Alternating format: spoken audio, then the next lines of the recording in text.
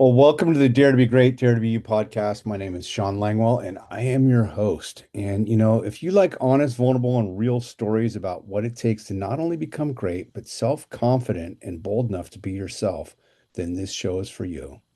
Each of my guests started out as ordinary people like you and me and have accomplished extraordinary things in their lives to be considered great, masters, or experts at what they have been called to do. Join me each episode for inspiring, encouraging, and meaningful conversations with diverse people from all walks of life and industry. Leaders and brave individuals who offer unique insights into the fields of arts, entertainment, business, finance, technology, healthcare, sports, psychology, recovery, self improvement, personal growth, and so much more. Whether you are in the same fields as my guests or not, I guarantee you will walk away from each episode feeling better about yourself and inspired to take the next bold step toward your own goals and aspirations. Your life will improve if you dare to be great and dare to be you.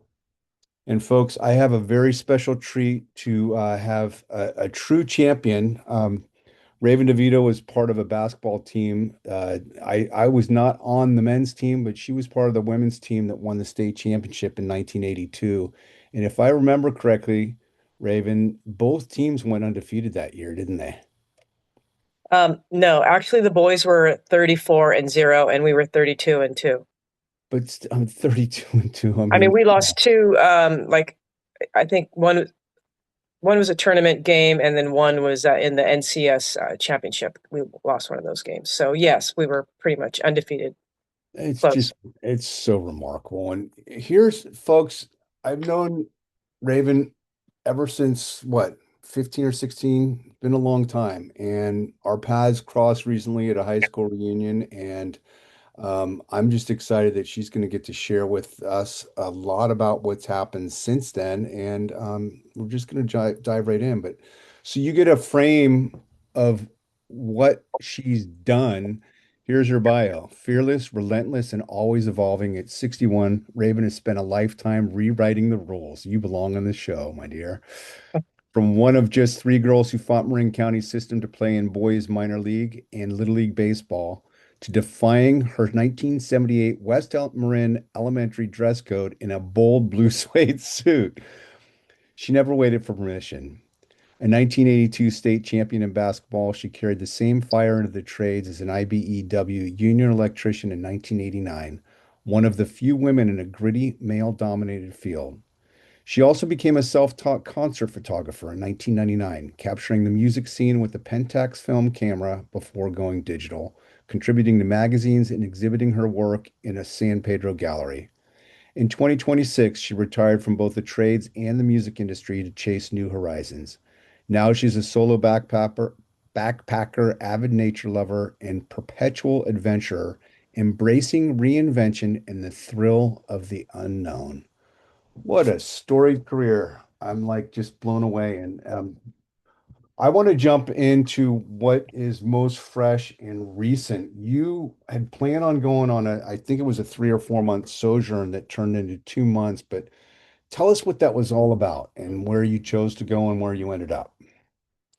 So initially, I actually have a friend that I worked in the trades with. His name is Jerry, and we worked and traveled together. And he, a couple years ago, maybe 3 years ago now, he moved to the Philippines, and he's been wanting me to come and visit for a long time. And so I waited until that's what brought me over there to go to the Philippines. And while I was over there, I just had a one-way ticket, and I was just going to see what excited me and just keep moving forward.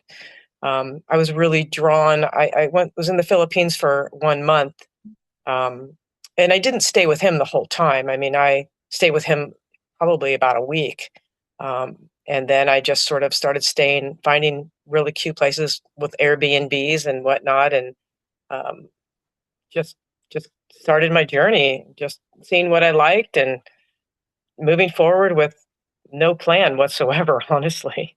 Yeah, you just kind of trusted your gut as you went along, and some of it was really a photojournalistic travel log. Some of the stuff you posted on social media, and I was entranced by it, and also the story behind the story, and some of the background of where you were at, which is just is so phenomenal. But to be able to do that, what was that experience like, not having a total plan, just getting over there, but being in the moment and going where you chose to go on a daily basis? What was that like? Because not everybody gets to experience that.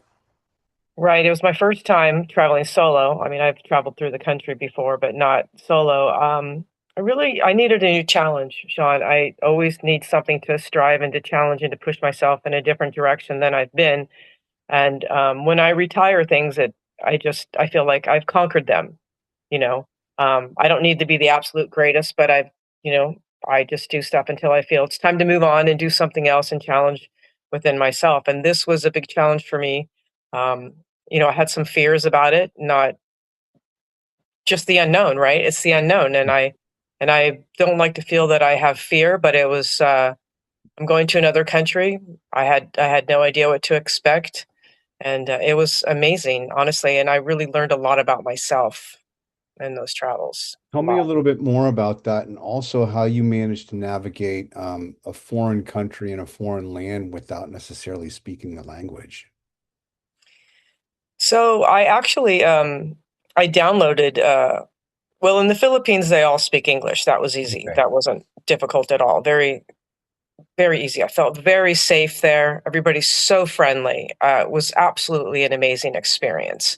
The Philippines, and I decided to go to Vietnam because I saw that it was Tet. It was Chinese New Year there, and that drew me. I don't know why, but it drew. Well, I do know why, because it was the year of the Crimson Dragon, which I felt was paralleling with my life, with um, Mm, timing, challenging yourself, facing fears and new stuff. And I just was reading all into it. I'm into the horoscope a little bit about that. I believe that there is some truth to that, and it just drew me. So that I did know someone in the Philippines, even though I wasn't with him all the time. But going into Vietnam was completely different, because there you have the not being able to speak English. A lot of people don't. sure.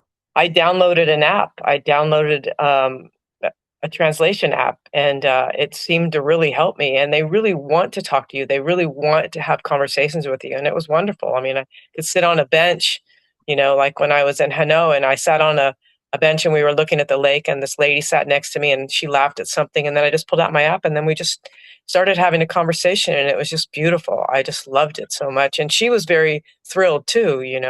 So, and she wasn't the first one, but that's kind of how I transitioned through Vietnam. And then Facebook actually became absolutely a pivotal core of resources for me, because I started going on Facebook, and they have like solo backpackers in Vietnam. They have female backpackers. They have all these different groups, because I Oh, learned about groups when I was doing concert photography, because I got into concert photography groups. So I used it as a vehicle for me. And then people would say, "Hey, I went to this place. It was great." Or, "Don't do this, don't use this," or "This is my experience. Here's some great hotels and whatnot." Um, and so I just kind of was going off of what a lot of them said as well, sort that's of as so cool. guidance.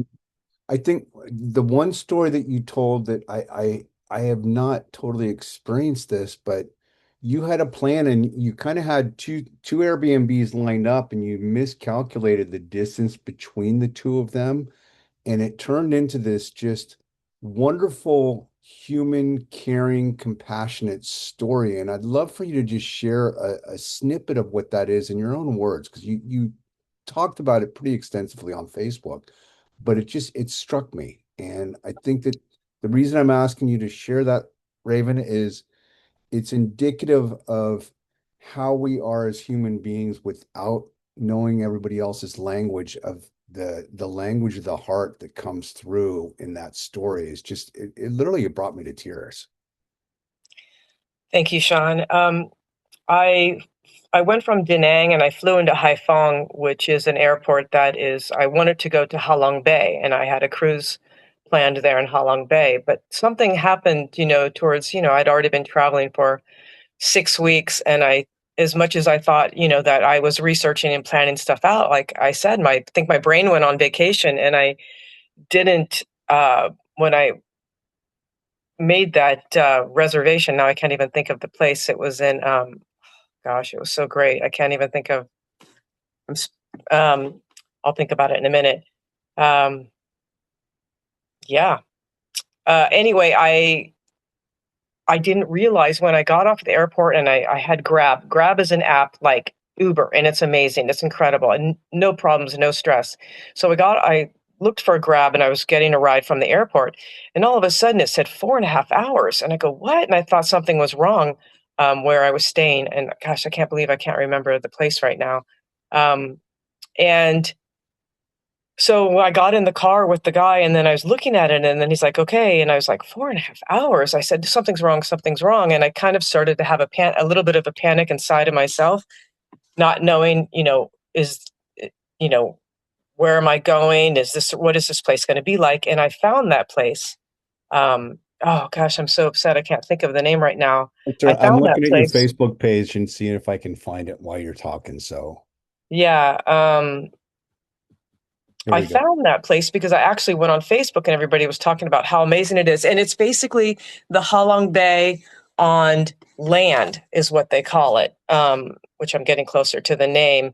And I just I didn't research how far the airport was, um, Halong Bay was from where I was going.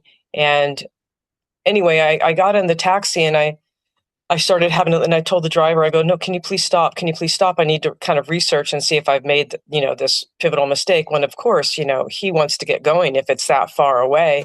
And they're very patient people. They really, really are. They're very patient. There's no confrontation whatsoever. And they want to make sure that you're also safe and comfortable. Right. Hancock. Oh my God. Thank you. Yes. Yes. That's exactly where it is. So, I actually called the hotel or um, the Airbnb that I was going to stay at, but I couldn't understand them. And so the guy just said to me, he goes, take a moment. He goes, breathe, just take a moment. He goes, Mhm. where you're going is one of the most beautiful places. He goes, trust me with this. And I didn't feel unsafe from him that I'm going in this car riding with him. I didn't feel that. I think I just had fears like I didn't, it was more that, wow, I really kind of messed up. Sure. And he said, just take a deep breath. He goes, you're going to really love it. You'll be able to get back. You have plenty of time. Just go with this. So I said, okay. So I listened to him and I was sitting in the back and he kept, checking on me because of course I kept getting on my phone and whatever. And he's like, well, he actually didn't speak English. Let me back up. He didn't speak English. Right. So so he had an app on his phone too. A lot of the grad people have apps so they can communicate with you. So he would say something and then it voice does it can talk to you, right? As he talks into it, it can talk back to you. And he's like, you're fine. He goes, put your phone down. He goes, you look tired, take a little nap and back. Everything will be fine.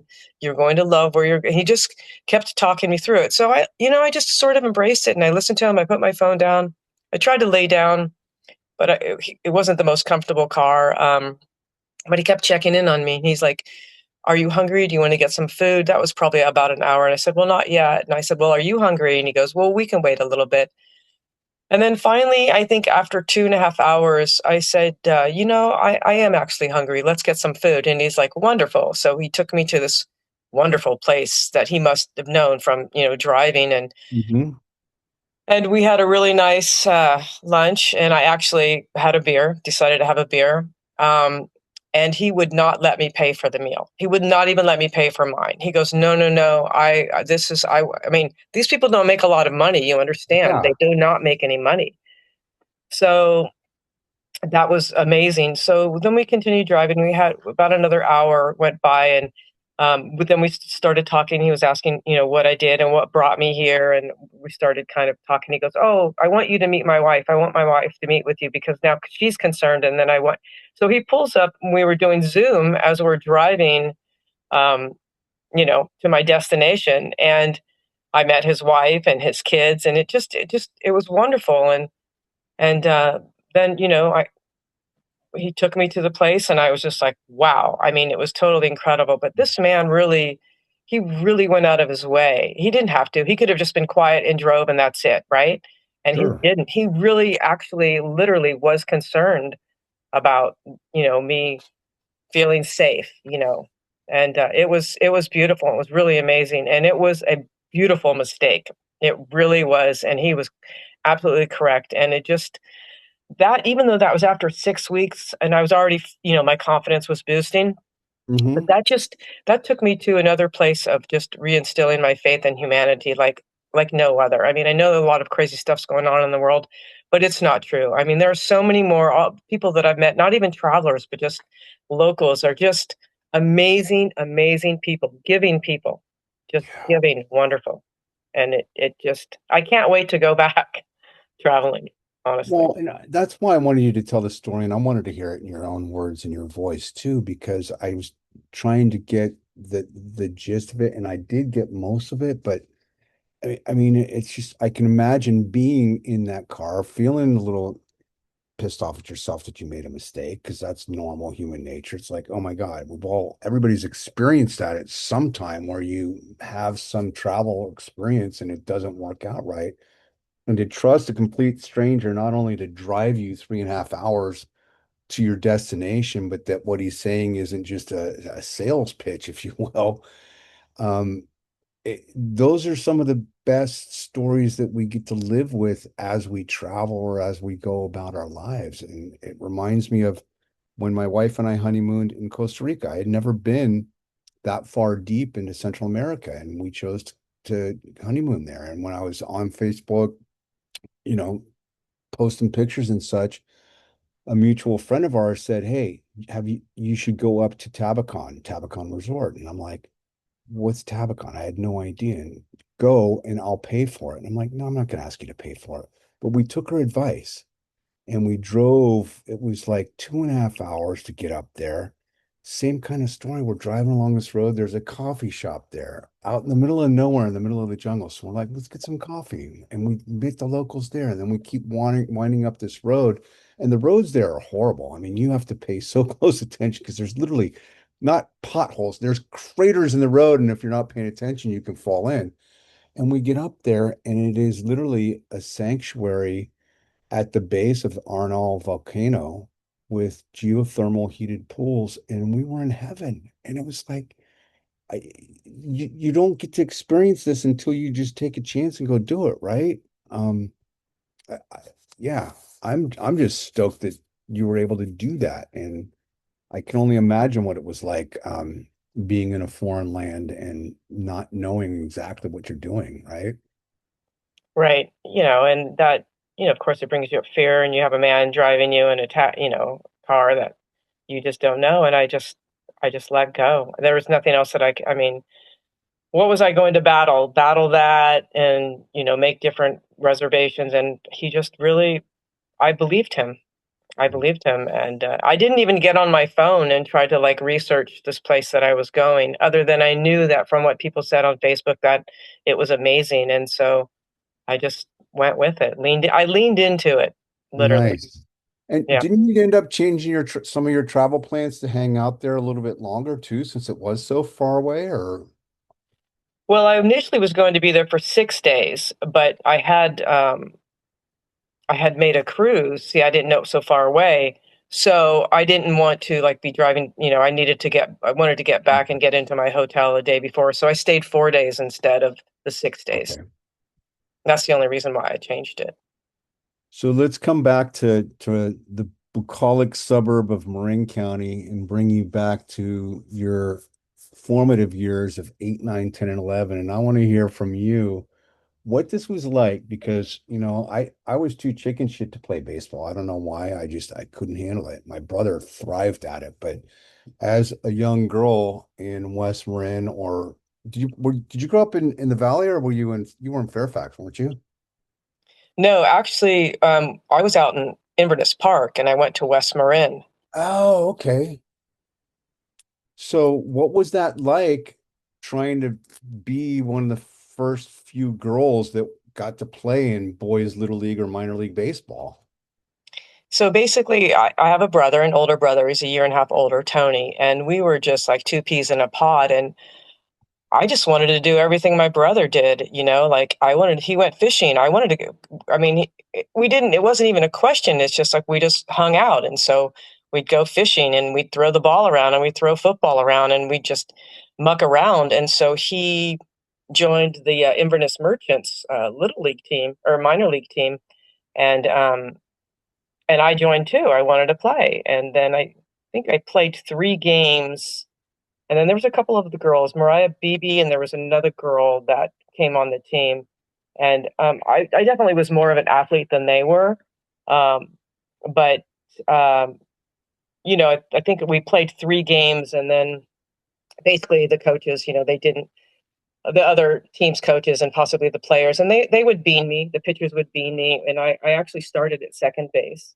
and the kids would come in with the boys would come in sliding with their cleats up and try to take me out and all that, and I don't know, I just kept pushing on, and I didn't really understand it, but it's hard to kind of go back and remember everything.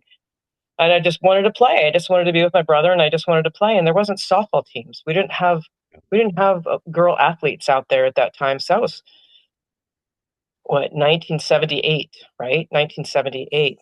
So we didn't have there wasn't girls athletics. I mean, even when I was going to West Marin Elementary, we didn't have girls basketball. We didn't have girls softball. We didn't have girls, so I played on the boys basketball team and I played on the boys flag football team and I played on the boys soccer team and we just traveled around to the schools. So I didn't, know that I didn't know any different.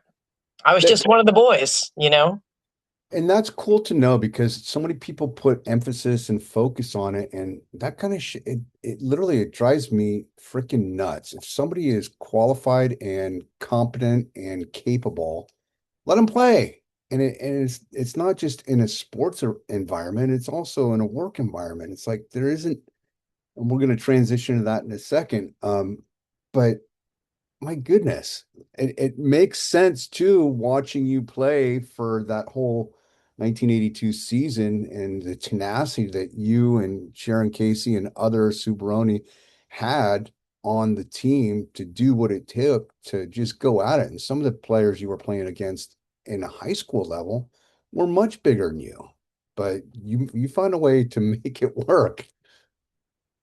Yeah, I just pushed through. I mean, I don't know what to say. I just loved to play. I just wanted to play. It was my passion. And so, I mean, the greatest thing was that the 3 lawyers, friends of my mom's, actually for free, they took it to court, and I don't think it was a long process, and it just all got dropped. I mean, it's just ridiculous. And I think society wants to sort of, I don't know, pigeonhole us into categories and groups and whatnot. And but really, at that time, I think it was just that I was good and I was starting. The other girls weren't starting. I was starting, and so a man can feel a threat of that. They don't want to be beat by a woman, right? I mean, at Mhm. that time, or maybe even now, today, I don't know, but I So just wanted to you play. Was there, so you had to fight to stay on the team? Is that what happened there or what? Right. We actually had 3 lawyers to battle the league because we couldn't play. I don't remember how many games. It's been a long time. And the court process seemed like it was quick. It wasn't like it was 4 and 5 years like it is today. I mean, literally, it got resolved. I think maybe I missed 2 or 3 games and that was it. And it was Wow. just in Marin County level. And, we literally went to court, but it was a quick one. And then they passed it. And so I played. And then the other 2 girls after that season didn't play anymore, and then I continued on playing, and then I played in little league actually, um, and started on the little league team too. So you totally qualify for the title of this show, Raven, because you pushed the envelope and you really set that precedent by fighting it. And in many ways, it set the precedent for changing, especially Little League, because there's co-ed teams all up and down that I know of now. I don't know if the teams that go to the Little League World Series can have girls on the team, but it's just I have so much admiration for it. Being raised by a single mom, I have this just great affinity for stories like yours of women who have the guts, the tenacity, and the courage to just do what it is that they want to do without having to answer to anybody because of some stupid rules. And I think you and I share that in some regard. I made my own rules many times. It's gotten me in a lot of trouble, but the same token, I try and do what's right for other people and for myself. So Well, if there was a girls' team, and I mean, if it was competitive, I possibly would have played because I was risking myself of getting injured. And I mean, the physicality of a woman and a man is definitely clearly a lot different. And so, Sure. even when I was younger and small, I mean, I was really small. I mean, I'm still small, but I was, very small. Um, and so, you have to kind of, you know, there's a risk involved in that. But when you don't have options and it's all you want to do and play. And so that's why I did it. And remember Norm Cruder? Chad Cruder, Yeah. right? Chad went pro. Norm Cruder was one of the coaches in Little League No too, kidding. for one of the other teams. Yeah. When I got to Drake High School and I was running track, and he's like, he wanted me to play on the baseball team at Drake. He's a hard ass coach. I watched him coach Chad, and that was part of the reason I was like, I don't know if I want to do this, but he was super hard on Chad. And I'm just going to digress for a second since you brought it up. Um, and I watched him just over and over and over again practice getting the ball out of the catcher's glove, getting it down to second, and just doing that. And being a second baseman, you understand the importance of that timing.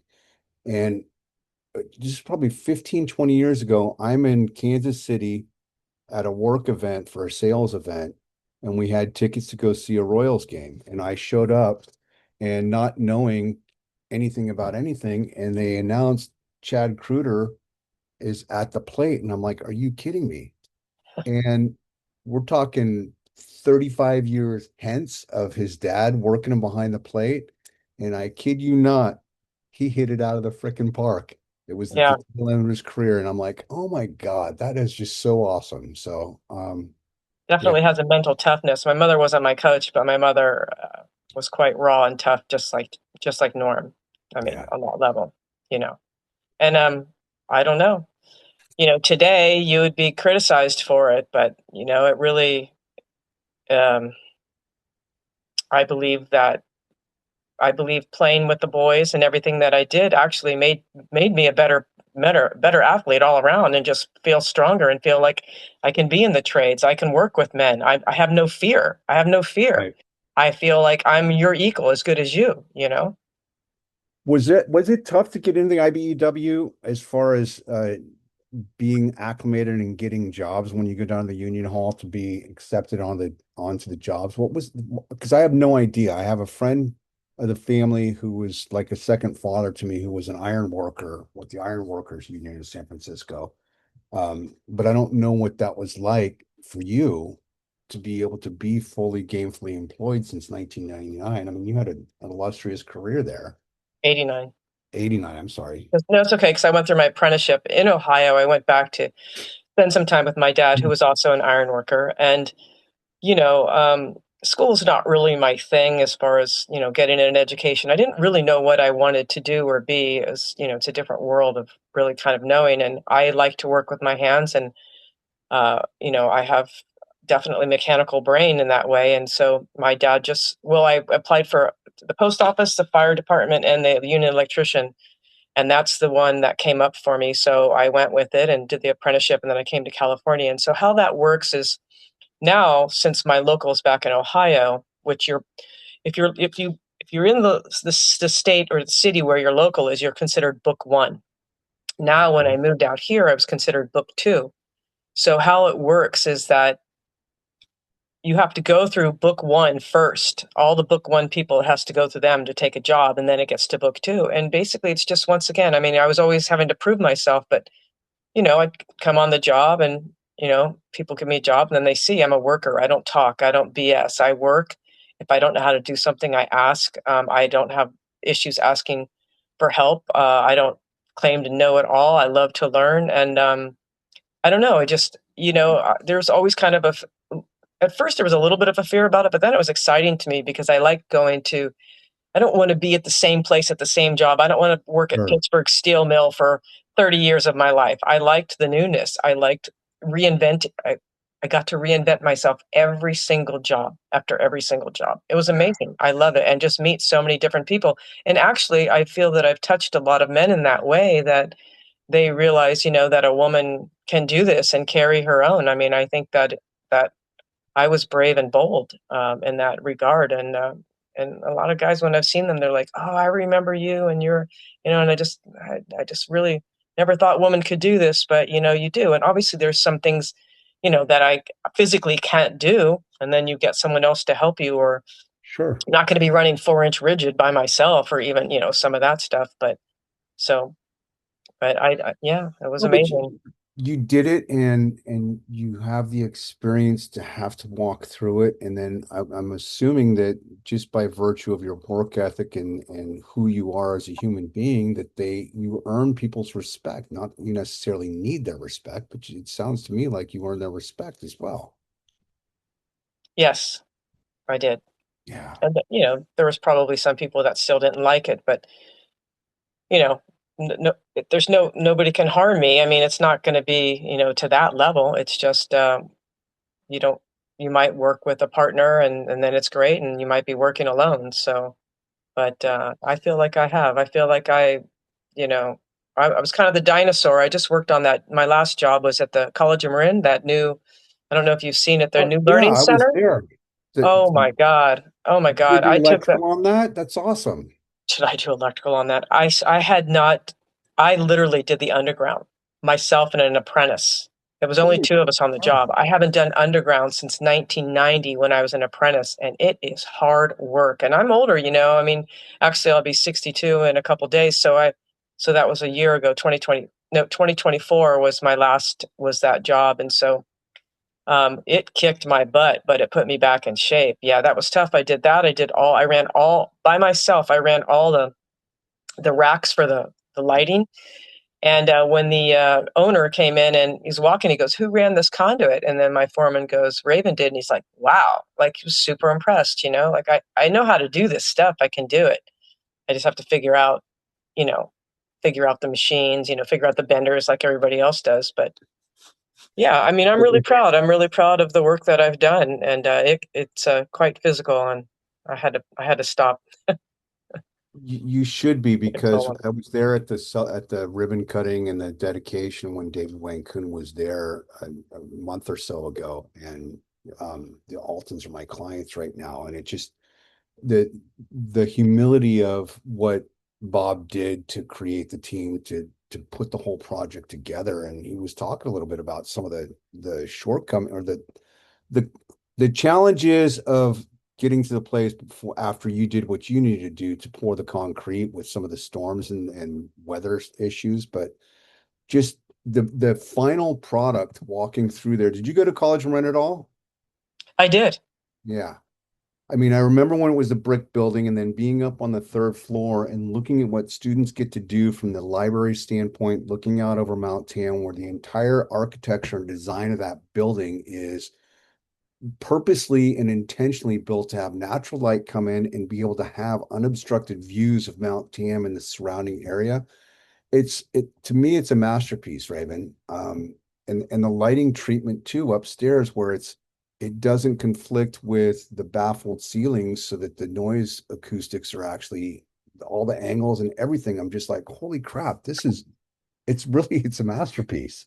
Um, Well, we obviously didn't design it. We just built it, but I don't know how that really works with like the contractors, if they have any, like if we get fixtures and they don't seem like, they're working or copacetic, then we have conversations. But sometimes it is what it is, and that's the product, and you have to learn how to work with it and figure it out. But yeah, it's definitely state of the art. I would say it's massive too. I was like, wow. I mean, it's massive. it is I haven't massive. been in it since it's finished. I haven't seen it. It's open to the public, so if you ever want to go have a latte at the coffee shop, they hired on uh Pink Owl as the coffee vendor there, and you can just hang out and have a coffee and hang out in the library and do whatever. It's totally open to the public. Yeah, I will Um, have to go check it out. so we're wrapping up here in the next 5 or so minutes. What is in store for you now? You've got all this time on your hands. You've done so much. I heard you loud and clear that you still like to have a challenge. So are there other things that you're considering that would be challenging to keep you engaged over the next remainder of your life? Yes, I'm definitely going back, and this time it will be for longer duration. I'm gonna hit Thailand for, you don't have to have a visa, so I can be there for like 90 days, but probably at least a month, maybe month and a half, and then I'm going to go to Singapore and Bali, and then Australia and New Zealand is next. What's on my list? God, So awesome. I'm envious. I've got some things that are pressing for me and my wife that have inhibited our ability to travel, but they're all good things. My mom moved in 2024, so we're here to help care for her. And oh, that's wonderful. the fact that we're able to do that is a blessing. And the fact that my mom's still here, because a lot of my friends that are our age, their parents aren't with them anymore. And That's correct. remember to be grateful for the fact that my mom is still here and I get to see her every single day. And so is there anything that do you want people to be able to reach out to you? Do you want to drop a plug? I'm going to put it on the show notes, but is there anything that you want to say? Actually, let me ask it this way. We've talked a lot about the grit and the tenacity and being a woman in youth sports, being a woman in a male-dominated industry. Let's back it up and take it off of you and I for a second and turn to face outwards to the young teenage girl or the young adult woman who is trying to find her way, or even it's a middle-aged woman who's trying to carve her way into corporate America. What, with your experience and the wisdom that you could share, would you say to somebody to give them a little bit of hope and encouragement to keep going? Follow your passion. Honestly, I mean, if I would not say I'm a master of one, but a jack of all. And I just say, if you have a curiosity about something or you're interested, seek it out, pursue it, because that's what fulfills you and in your soul. And it's important. And then you won't have any regrets. And there is no right and wrong. I mean, we have obstacles in life. Life is a fork, right? You have right or left. I mean, there's obstacles on both. So I say, if you want to think you want to sing, learn how to sing, but dive into it and do your research and connect, because I'm telling you, it is all about connecting with people. And especially today, we need more connectivity and people to help you and guide you and just give you ideas. And it's huge. We can't do this on our own. It's important. And there's so many different groups on Facebook and just in general that I think people can really get a lot of information about curiosities that they have, prior to that. But I would just say, do it. Yeah. Well, thank you so much for spending a few minutes with me. And this is going to be out in a couple of weeks. And just, I can't wait until you make the next trip back there because indirectly I get to live vicariously through my friends who travel the world, and it inspires me to go to other places. Bali has been on my bucket list for a while, and I will make it because that's kind of how I roll. When I make up my mind to do something, I do the research and I figure out how to make it happen Right. because it it keeps us alive. I'm looking at the backdrop that I have here, and it's like I hadn't been on the San Francisco Bay in a long time. And it's like, well, what can I do to go out there? I don't want to go on a fishing vessel because the last time I did that, I threw up to no end. But let's go whale watching. And we did it. We're chasing a humpback out through, or a gray whale out through underneath the Golden Gate Bridge. And it's like, this is fun. So Right. I am, what's fun for me is reconnecting with friends that I didn't really get to know that well when we were younger, and to find this breadth and depth of space that passed and be able to have a conversation in half an hour on a podcast and share that conversation with the rest of the world. So I'm so appreciative that we took this time, that you shared a little bit of your heart and your experience with us. I really am. And Sean, I really appreciate you reaching out. I mean, that's amazing. I would have never even thought of doing this. So I'm happy that I could share my story. And if you only have to touch one person, right? Or just You do. influence one person, right? It only takes one. And, Hmm. your story about the Little League reminds me of Aaron Locke, who went to TAM, and I interviewed him for my book, 10 Seconds of Boldness. And it's like those stories and the lived experience that we have, we don't know who that's going to touch. And that's a big part of why I do this show. It's not to make money on it, it's about sharing stories with people that most people aren't going to hear from. And Yes. you did that in spades today, and I'm so appreciative. So thank you for being my guest. And do you want to put your contact in there? I'll put what you gave me on the show notes, but if there's anything else you want to say before I wrap it up. No, I just want to say, follow your dreams, follow your passion, and don't let people get in your head and rent space in your head. That's the biggest thing is don't become your own blocker Yeah. because you just have faith and confidence in yourself. Boom. Folks, this has been Dare to Be Great, Dare to Be You. I am your host, Sean Langwell, and we've been visiting for the last 45 minutes with Raven Divito, just a dynamite human being who is now a world traveler and will be taking photos from her phone and not having to stay up late nights chasing concert photos unless you want to. Oh my goodness. Thank you, thank you, thank you. Until next time, if you like the show, follow it, say you like it, share it with a friend because that's what we're here to do is this is a message of hope for those who are still trying to find their path in life. Raven, thank you so much. Thank you, Sean.